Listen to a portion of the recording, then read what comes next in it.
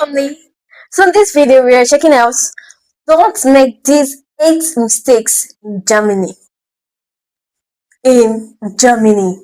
Hey, 8 mistakes. Which mistakes are they talking of? Guys, join me, let's do this. Come closer. Hi, how are you doing? I've definitely had my fair share of faux Ooh. pas here living in Germany over the past few years, and when I look back, I often have to ask myself, what the hell was I thinking? But as long as we can laugh at ourselves, it's all good, right? In this video, I want to share some things which just should not be done in Germany. So if you're moving here, or if you live here, or you're visiting, hopefully this can save you a bit of pain and a bit of embarrassment. Wait. We're talking about pain and embarrassment. 8 mistakes. Please guys, in the course of this video, if you've ever done anyone that he's about to list for us, please let us know how it is. Is it pain and embarrassment, please? I'm not part of it, please. So without further ado, let's get right into it. Okay. The first part on my list is do not use the wrong address. So when I first moved here, which is now over 10 years ago, it was pretty normal to, when meeting someone the first time in a professional context, it was normal to address them with their surname and a Z. But I'm not sure it's quite that simple anymore. I think things have changed a bit. And I do remember in my second job, which is now about 5 years ago, I was working in a professional context where Z and surname was the norm. We had a lot of visits from head office and other departments. And I remember this one woman who was really very offended when I addressed her with Z and her surname, because she said it made her feel really old, and it kind of made me look like I had a... Wait guys, Z how? Like, just like my name now, my surname is Weke. Is it Z Weke or please?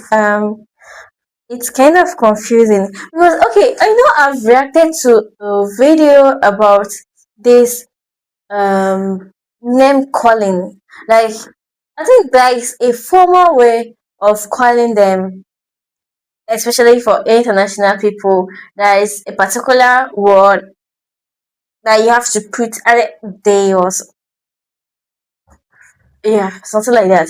That you have to put in before you call someone's name. I know. I think Dell and Phil has told us about it. But let's actually check out what he's talking about. Charming, right? But this, I think, is sort of the tendency in which ways things are going. If you stick to Z and using the surname, you can come across as very kind of stern and strict. I mean, the general rule is if the person is older than you, or if they have a higher senior rank, then you really should Z them until they offer you the do. Number 2 on my list. Yeah, Z and do. Yes, do. I think they say that Z is for older people or higher in class, something like that. But if it's for normal, I can use do. But any big difference? Is it not? Guys, please tell us the difference between the Z and do. Please let us know in the comment section. And when we should use them. Yes, that's very important. When you should use them while addressing someone. Please let us know. Because right here, so that's an embarrassment. Because imagine calling someone with a Z and it talks back at you in a very not polite way. Yeah, it's kind of hurts. So guys, please let us know in the comment section. Correct us or give us the right one to say, please. Is do not assume that everybody speaks English or that they even want to. So this is really a common misconception, a question that is asked all the time. Do I need to learn German when moving to Germany? And doesn't everyone already speak English? So what's the point? It really depends on where you are living. Yes, in the big cities, a lot of Germans do speak English, but this doesn't necessarily mean that they actually enjoy it or that they really want to do this in their free time. However good you get at a foreign language, it will rarely be as comfortable as speaking your own native tongue. And I can't tell you how many sort of dinners and small events I went to when I first moved here with Germans who could speak English, but they just kept switching into German because I was usually the only sort of English speaker present. And Yeah, I did find this annoying. I found it rude, to be honest. It was kind of difficult for me. But on the other hand, I couldn't really complain because I'm Yes. in the foreign country and I do understand how difficult or how sort of unnatural it is to speak to somebody, a friend maybe, in a foreign language when you are used to speaking to them in Okay, German. guys. So I think I understand this part because a lot of people has complained about it from German videos. Okay, so the best thing to say, which I've learned, okay, is das ist nein English. Please, Abby, ist ich sembe nein English. Ah, I thought I learned it well. I know it's something like Deutsch is nein English. Abby, ich sembe nein English. Ah, guys, please correct me. Ah, I thought I knew it. Huh? No, it's not. Deutsch. Ich bin neun Deutsch. Guys, please correct me, please. I don't mean to spoil the language, but please correct me. I have it all wrapped up in my brain. No, it's skipping me. Please correct me in the comment section. So the moral of this story is that if you are assuming this, you are setting yourself up for quite a bit of frustration, and the solution is just to learn German. Number 3 on my list is do not, under any circumstances, walk in the bike lane. Wow. So there is quite a bit of a cycling etiquette to learn when coming to Germany. Okay. Generally, the cities are really quite well equipped. They have quite good infrastructure, a lot of cycle lanes throughout most of the cities. And they are quite well demarcated, but often the pavement is divided between the cycle lane and pedestrian, and it is fairly easy to just wander into the bike lane by mistake. But woe is the man who does this. You will be told in no uncertain terms that this is wrong, and most cyclists have no problem reprimanding you with a rather stern tone that you need to get out of there right away. You can go the other way though, of course. So if you are cycling on the pavement, pedestrians will definitely tell you that this is not the Fahrradweg and that you should really get out of it and cycle on the road. Wow. Other rules of cycling are quite similar to driving a car, so obviously you're not allowed to drink and ride. And if you come to a junction with no traffic lights, then the person on the right-hand side has the right of way, which actually reminds me of an incident I had a couple of years ago. I was cycling in the forest. There's a sort of blind corner not far to where I live, and it's very difficult to know who's coming around the corner. Anyway, I was going a little bit too fast, and another cyclist was also coming around the corner very fast. And we ended up just crashing right into each other. Sorry. And the response of the other guy was to scream and shout at me. I was still lying on the floor at this point and was kind of in shock because it was a pretty physical crash. But he didn't really spend much time wondering how I was. He just wanted my insurance number right away and also wanted to call the police. Now, like I said, I was in shock and I just really wanted to get away from the yelling. So I got up and just sort of hobbled away from him. But he followed me for at least 100 meters down the track, and I just thought, this is not working. I'm not going to get away from him. So I stopped and we had a little discussion, and it then became apparent. I looked down at my bike and saw that the front wheel was completely buckled, totaled, and his bike looked pretty much unscathed. And so at this point, he kind of calmed down a little bit because he saw that actually if we were going to get insurance and police involved, most likely he was going to be the one that would have to shell out. But anyway, it took me this whole incident to take insurance seriously, which is my next point. Do not forget to buy liability insurance. Wow. So Germany, Okay. of course, has comprehensive health insurance, which is mandatory, but there are a whole host of other insurances which you can buy. Some of them are advised, some others maybe not so much. But for whatever reason, I just hadn't thought about this whatsoever, and I hadn't bought it. See guys, about this is just one thing I love about Germans. The last video I reacted to that was about healthcare, and I get to understand that everyone in Germany is registered under a health insurance, either SHI or PHI, but you must belong to one. Like, it's really, really something that marvels me. You must belong to one. And I love it. Like, I love it. Any other insurance. So do not do this, because liability insurance really does not cost very much, and it will just save you a lot of hassle and potentially a lot of money if you, for example, crash into someone else. The fifth point on my list is do not leave your apartment or house without cash and without a credit card.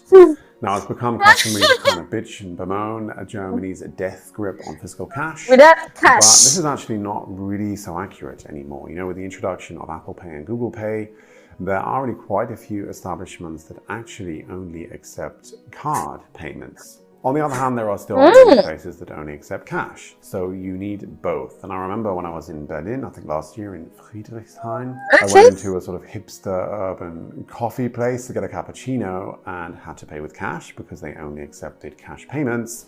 And literally right next to there, adjacent, was a donut place who only accepted card payments. So it's just one of these things where Germany is still in the transitionary period, transitionary phase. And you really do need to have both on you at all times, because you never really know what stores are going to accept. Number 6 on my list is to keep right when driving on the Autobahn. I know this is not a reminder to fellow Brits who I'm sure are very well aware that Germany does not drive on the left-hand side of the road. What I mean by this is that ideally in Germany, when driving on the Autobahn, the left-hand lanes are really there for overtaking. And once you've overtaken somebody, you should really drift back into the right lane. There are certain sections of the Autobahn which do not have speed limits, and using this system just really prevents congestion and also accidents. Number 7 is do not go empty-handed when invited over to somebody's house. Yes. This could just be me, but I have learned.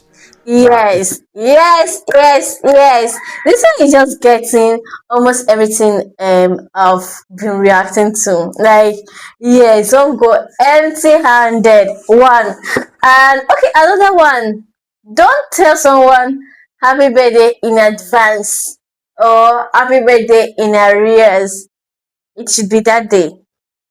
Don't tell me a day before it, or tell me a day after.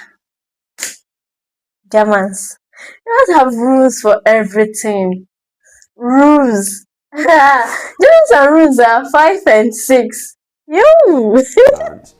That especially if it's maybe sort of a more professional context, you don't know the person very well, it's just highly appreciated if you bring a little something with you. It doesn't have to be something big. Maybe it's a plant or some flowers, a bottle of wine, chocolate, a cake, whatever it is. Even if the thing that you just bring is something. not really, the thing that that person will really appreciate, the gesture goes a long way. Number 8 on my list is that you should not expect to get a kitchen when renting an apartment in Germany. So renting an apartment in Germany offers... Yes, I've heard about this. Don't get a kitchen when like, who said that? That should be radical living. Yes. Why? But why? I want to ask why. Why is that? They don't normally have a kitchen space. Why? Is just that. You just get the bare minimum, the naked walls. At least when I moved into this apartment, there were not even any light bulbs in the light socket. There was literally nothing. But I was very aware of this issue with kitchens, and I really didn't want to shell out whatever 5,000–6,000 euros for kitchen. So I was only looking for apartments that came with a kitchen included. And this is possible, it's unusual, but there are a few apartments out there which do come with a kitchen. Often what happens when renting an apartment in Germany is that if you have contact with the tenant, or the tenant is sort of tasked with finding a replacement for themselves when they move out, they will try to sell you their kitchen. Really, a stipulation will then be, if you want the apartment, you have to buy the kitchen. Otherwise, you're not going to get it. So now you know. This was, of course, a highly personal list of some of the things. Wait, guys. About this kitchen stuff, is it that, wait, what you guys are looking for? Is it everything that is in the kitchen or the kitchen space? want to know, or like I really want to know, is it that there is no, when you move into a new place, this is living room, this is bedroom, this is toilet, this is kitchen. Okay, is it that they don't build that kitchen, or is it the things that fill up in the kitchen that's what you want? Please, we really want to know. Is it that the kitchen you're referring to, is it the refrigerator in the kitchen, gas, cylinder, plates, cups? Like, is it the things that fill up the kitchen or the kitchen space itself? Please let us know in the comment section. Please, we need to know about this. Please let us know, please. Which I think is important to know when moving or when visiting Germany. If you like this video, you might want to check out this one here where I go into some of my views on German culture. But thank you so much for watching, and I will see you as always in the next one. Yeah, so that's the end. Wow. A lot of dons, but it's not really that. Yeah, a lot of dons. Don't do this. Don't walk on the pedestrian lane. Don't walk on the cycle lane. Don't come empty-handed. Don't do this. Don't do that. Don't. Like everything in Germany is don't.